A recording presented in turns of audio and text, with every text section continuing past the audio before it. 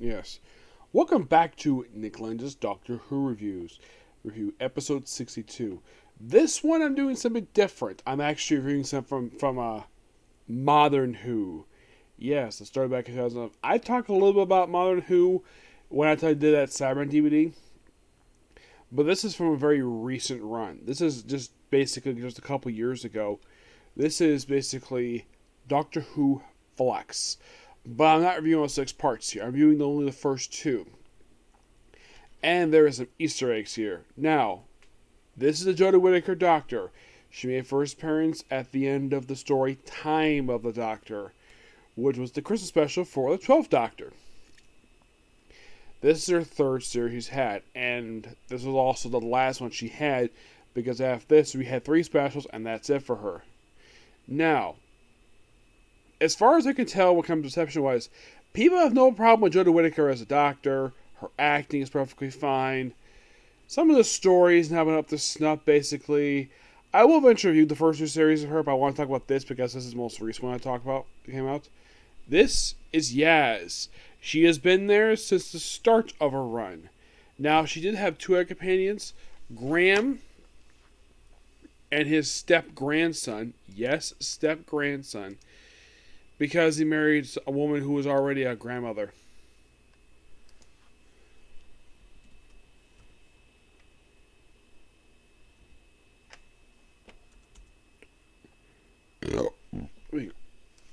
Who was married to a woman named Grace. And Grace herself technically only appeared. His name is Ryan. Ryan Sinclair. Now, he married Grace, and he was married to her for 3 years. And then she died in the first story of Joe Whittaker's run. Then, of course, his grandson decided to leave too. Now, I heard basically he was going to leave too. I heard rumbling when he left that they decided to break up both of them because basically they're connected to each other. So, Yaz decided to stay around. Yaz is basically somebody who's Ryan's childhood friend that she decided to stick around, and she's been a doctor ever since. They left for the previous story. Now, this, of course, is the first series to come out since the controversial episode, The Timeless Children, where, according to the Master, yes, the Master, he had regenerated once again. Missy is gone. Missy, as far as I can tell, got positive reception. Then we have the spy version of the Master, who's played by a different guy. Let's see if I can find him. He is definitely Incarnation of the Master. That's no issue with that.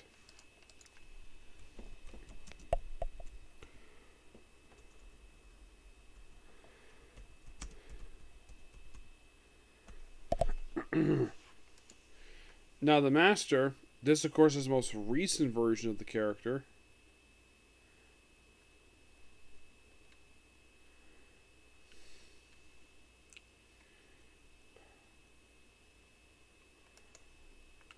He's played by an actor named Sacha Dhawan.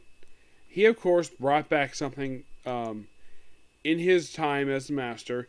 He brought back something not been seen since classic Doctor Who. He brought back the tissue compressor.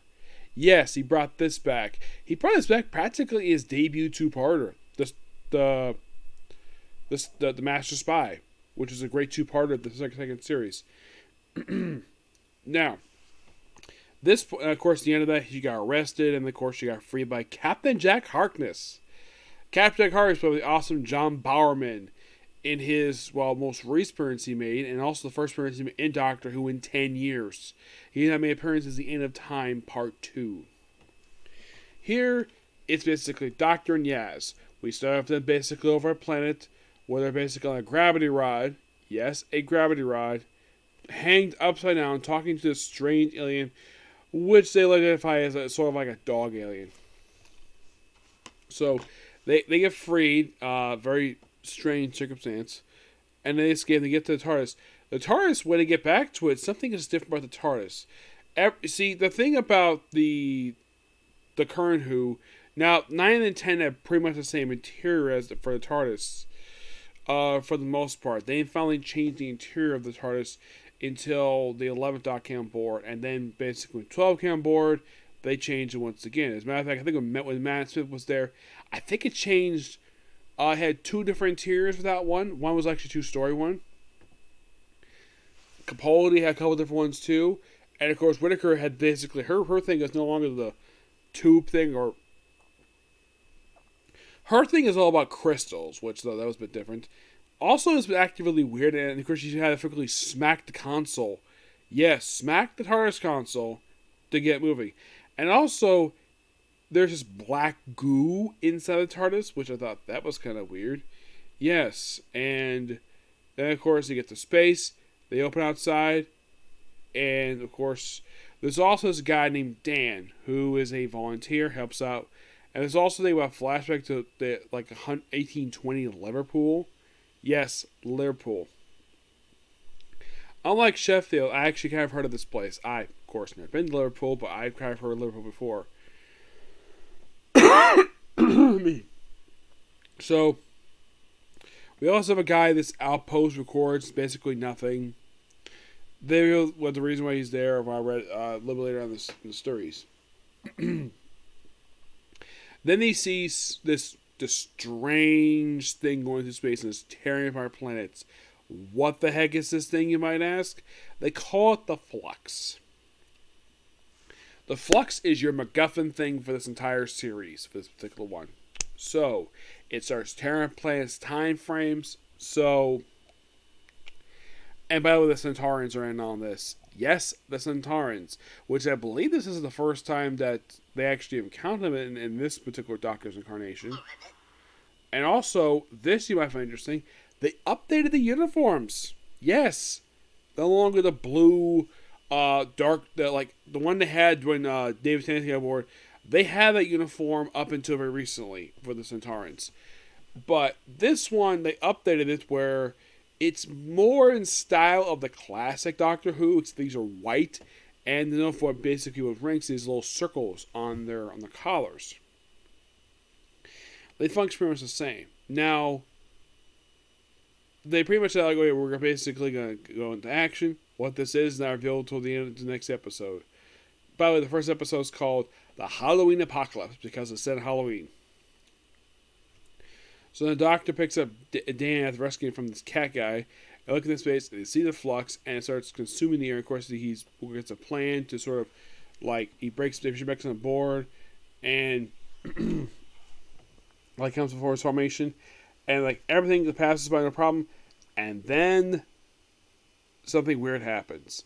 They end up in this area which looks like a battlefield, and it turns out they've landed in the Crimean War.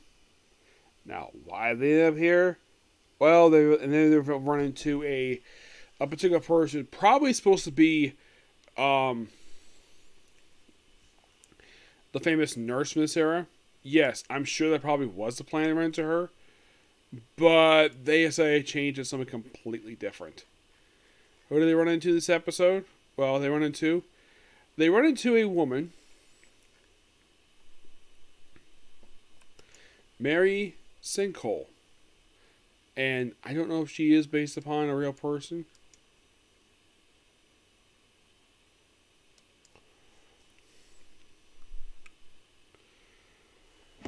Yeah, and she referred herself as Mrs. Sinkhole. Yeah, and there's also mention here about another nurse who's basically, I think it was, not Mother Teresa. Not my name, it was, oh, she definitely was a real person. Yes. Mentioned about the British, basically, also they got a lot of stuff about British Hotel, which is something she ran.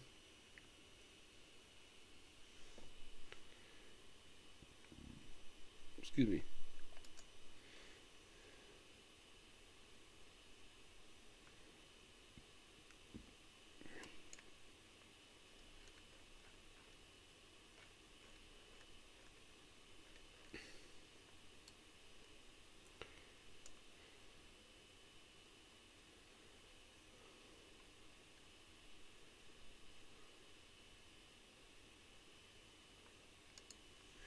She mentions a particular person here in this episode.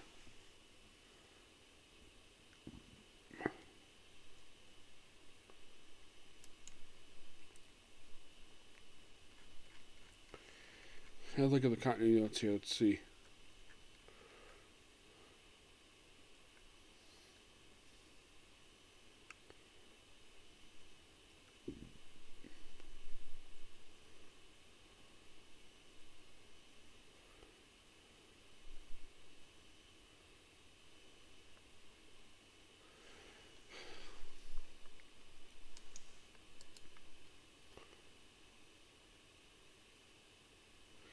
Oh, Nightingale. Florence Nightingale.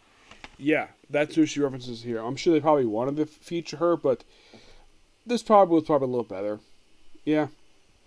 So, from what I've heard, and this is part based on a true story, where they actually find the Russians and the Ottoman Empire during the Crimean War. But no, they're not fighting them. They're fighting Centaurans. And you're thinking, wait, this is the 19th century. There's no Centaurans in this century. Well, in this alternate timeline, there is.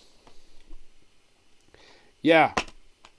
And then, of course, basically, then we have, like, the whole thing with the Centaurans, and, of course, oh yeah, looking for their mortal enemy, the Doctor.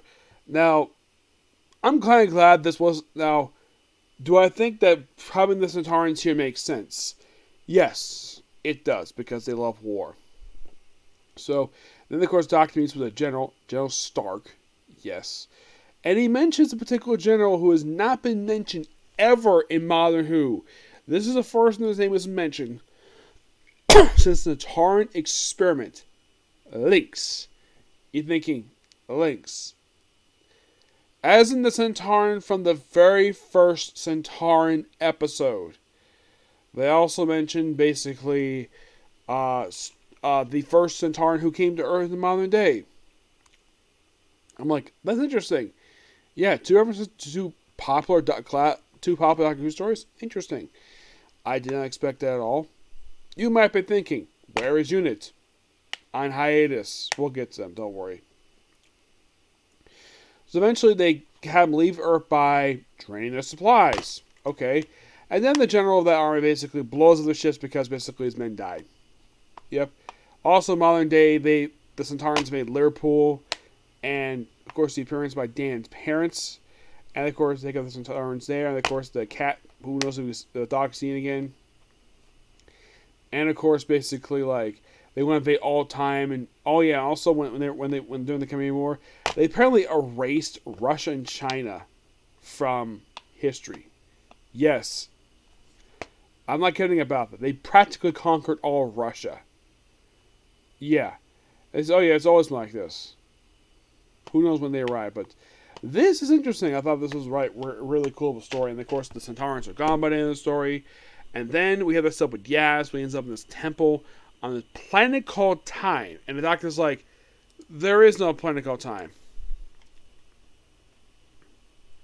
Yeah, this particular planet was only created for this particular story arc. I've never heard of it either. Yeah.